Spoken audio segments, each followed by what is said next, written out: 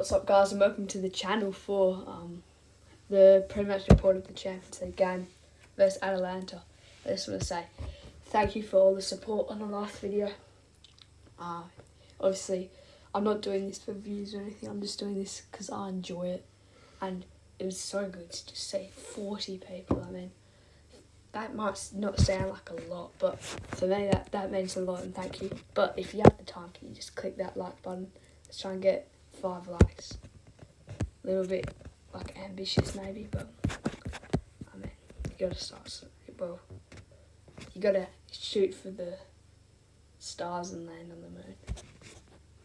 Anyway. Big game. First game of the Champions League against Atalanta, if I can find. I think it was back here. Declan Rice obviously back for this one. This is the predicted line. Well, we got to be careful with this line because we don't want to go too. We don't want to have a too low quality lineup where we'll lose the game. But we also don't want to have a too good of a lineup that will be not very fit for the City game on Sunday. So it's really just balancing the two and getting that right mixture of rotating some young players in and not, and obviously with the injuries it's probably a little bit easier to do so. I mean, Atalanta are very good. They got a 3-2 win over I can't quite remember who it was, but I mean, Lookman is very good for them. Decatur there. I mean, yeah, their teams that they've been very competitive in the Serie A, so this isn't going to be an easy game. And of course, we're going away to Italy. I mean, this is our injury list. If you want, Calafiore's back, so ignore that one. Tierney, obviously, we haven't been missing. Zinchenko will play. I think he'll play. Tomiyasu, Odegaard, massive injury. Moreno, massive injury. So overall, the only big injuries we have is Odegaard, Moreno, and Tomiyasu. So our injury list isn't as big as it seems. As long as we can just keep the whole squad fit, and if that's the worst it gets this season, then it looks good. We haven't lost in our last six matches. So, alright, let's just go to my predictor. In goals, I think this is the right game for Neto. I'm not expecting it, but it's a good chance for him to get his first start. He's still a quality goalkeeper. Like at Bournemouth, he was such a good goalkeeper. He's very confident between the sticks. He's very experienced. I think it might be a good chance for him to get his first game at a good level. But maybe actually, you know what? Maybe the Carabao Cup next week might be the better option for him to play. I think keep Raya there for that solidity. And with Neto, you don't actually know how he's going to play. He might crumble under the pressure of playing in the Champions League, or he might be good. With Raya, you know, he's always going to put in a great performance, so I think you have to go for Raya. At right back, this is where I think you go with White, just because he's the only real big option we have there. You could go with Timber, move him along to right back from that left back position. That is an option if you do and play Zinchenko at left back. But I feel like we haven't seen Timber at right back, and we know he's confident at left back. Maybe it might be a bit the safer option just to go Ben White. But I think you also have to take him off early, as we don't want to force too many minutes into players, especially with all these games coming up and the big game on Sunday against Man City. But you don't want to focus on Man City too much because you also have this game to play, so it's a tough one. Like in the centre back position, this is where it gets tough. I think you go Saliba. I think you rest. Gabriel, and you play Calafiori. You need to rest the squad. And I think, to be honest, Gabriel's more important as a centre back when he's playing at his best. I mean, we saw his worst against Villa, but we saw his best against Tottenham. Against Brighton we saw his worst and we saw his best against Tottenham now. Just a couple of days ago. So I think you start Calafiori, give him his first start, and you start Zinchenko. And what you do is, with his backline, it's very, like, half of the players, well, Zinchenko and Calafiori don't often start. So you're rotating through there, and you can bring on Timber, you can bring on Gabriel. It's very versatile. Zinchenko can move into midfield. Midfield. I think you go Rice at the DM. Just because I actually reckon you play a double pivot here with Rice and Jorginho. The reason I don't have Partey is because we know he's so injury prone, and we don't want, obviously we don't want him to play too many minutes early on in the season. So Rice and Jorginho double pivot. Rice will be fresh off the week off, as he got red carded, and Jorginho, we saw his ball playing ability against Tottenham was so good when he got the chance to play someone in behind. He didn't miss. So I think you go Rice. And then this is the tough one because no Odegaard. Do you play Trossard in that midfield role again? I think, well, to be honest, we could actually play. I feel more confident if we play like this. A 4-4-2 in hindsight, but it's kind of a 4-2-4 with our wingers pushing up the field. You play on the left here. I reckon you give Sterling the start, playing the full 90, see how he goes. Rest Martinelli, because I feel like Martinelli's going to be very important to the game, in the game against City. And obviously, I don't think we should play Saka. Who do we have on that right-hand side, really? Realistically, it's Wanyeri. You can play Jesus over there, but that's it. Trossard, that's about it. So I think Wanyeri comes off that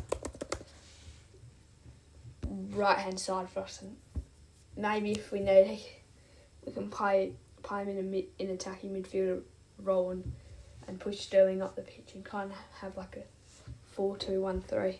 But if you can visualise that, I think that's probably the most realistic option. I think you need to rest Saka because he has had a few knocks recently. He came off the field injured against Tottenham, so I think you have to start 1 year.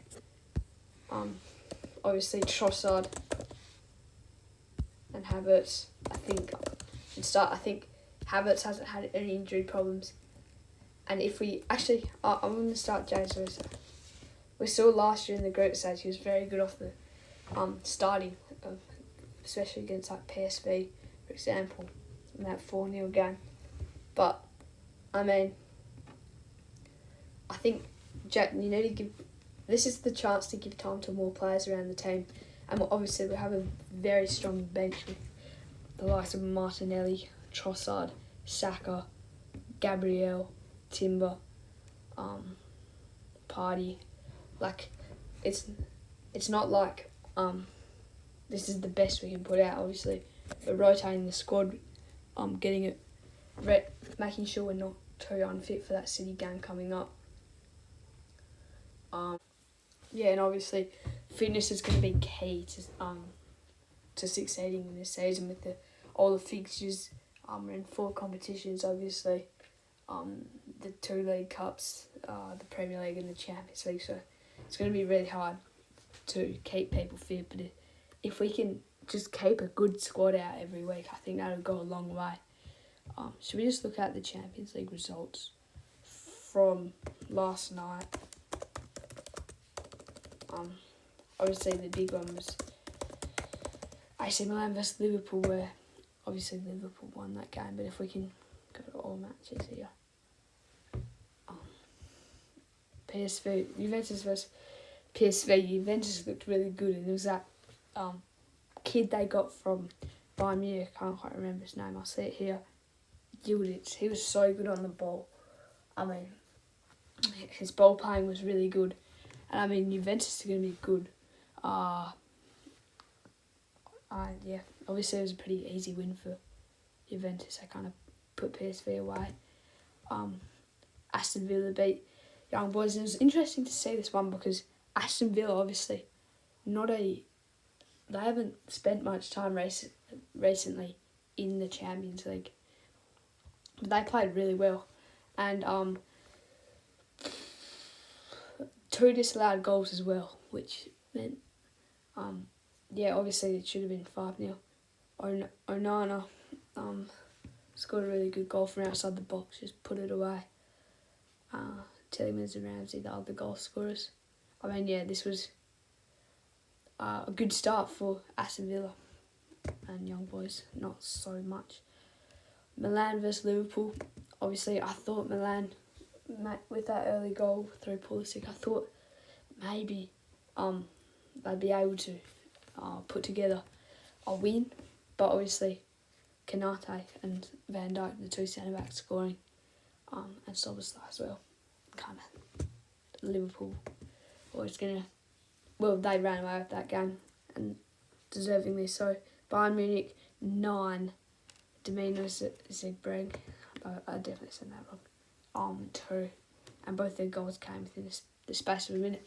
It was actually 3-2, and they were back in the game. This Croatian club, Dinamo. I've heard of them, I just can't pronounce that last bit. I know who they are. But yeah, obviously Bayern Munich were too good, and also Kane did not get a Team of the Week card in the AFC. Like, what? I mean, 3 of them were penalties, but I mean, come on, EA. They scored so many goals recently. Stuttgart, obviously brought it back to 1-1. I thought maybe they could hold on for a draw. They'd do us favours, do the whole league favours, Champions League favours. But I mean, Real Madrid just showed their class. And Sporting beat Lille 2-0. Gyökeres, what a strike that was. And when I say that, I just think we missed out big time. We missed out. And if you think about it, our net spend was only 3 million. Maybe going into this transfer window, we didn't have the money to do something big. That's why our net spend was only 3 million. We lost 3 million, obviously. We spent 101 million and we earned 98 million through sales. And that was it. If we go around the leagues quickly, I know this is probably pushing it. Man City, obviously top of the league. Arsenal and Newcastle. This league, honestly, this is going to be one of the most competitive leagues. I've been thinking about this. Man City and Arsenal, obviously, and Liverpool, probably the 3 biggest clubs. But if you think about it, Newcastle, that look like they're back in form. They haven't lost a game this season. Aston Villa, they look like they're going to regain form they had last season. We saw with Newcastle last year, they fell off after they had Champions League, and we're still kind of yet to see that with Aston Villa, but Newcastle are back up there with no Champions League. Aston Villa will see. Brighton, obviously such a great start, and then you've got teams like Chelsea and Man United who are going to be challenging for that top 4, and Tottenham as well. And I mean, it's going to be a really interesting league. It's going to be really tight at the top. I mean, there's so many good teams. Like, I feel like last season, if you look at it, there's a clear. I know it's early on here, but there's a clear, like, I don't know, like you knew which teams were doing well. You knew how the table was going to unfold. But this year, there are like so many teams playing out of their skin. Like last year, Man City played the best, obviously, but like for their standards, well, probably Aston Villa actually. But like, you didn't have any other teams that everyone was kind of hovering around where they usually are. Obviously, Brentford were a bit lower. Crystal Palace were a bit higher, but Aston Villa were higher. But there was no real shocks. And then this year we've seen a lot of, like for example, Nottingham Forest, a 7th, and I might just be, it might just be the start of the season, and that's probably just why. But this could be a very interesting league to see how it unfolds. And Leicester have started really well. Obviously, they've only lost two games. Everton have started poorly. Southampton have started poorly. Ipswich and Wolves likewise, and probably Crystal Palace as well, and West Ham and Tottenham, and Man United and Chelsea. But yeah, I mean, that was the team of the week. Oh yeah, I was gonna go around all the leagues. I'll just go quick. If we go La Liga here, I'll just go La Liga and Bundesliga. Because I don't have time for the others. What a start Barcelona have made in La Liga. Top, Atletico Madrid second, Real Madrid. Why is it only showing the? It's right. Villarreal, Celta Vigo, Mallorca, Rayo, something like Rayo Valencia. Oh, that's right. It doesn't matter. Rayo Valencia. Blah blah blah. Alaves, Girona. Anyway, Barcelona started off really well. 17 goals in 5 games. I mean, that's exceptional. Yamal's been so good. He's gonna win. He's gonna win a Ballon d'Or. But I mean, yeah, interesting in the league. Real Madrid and Barcelona both looking very good, and Atletico Madrid, to be honest, with their new signings. Quickly, we'll go Bundesliga.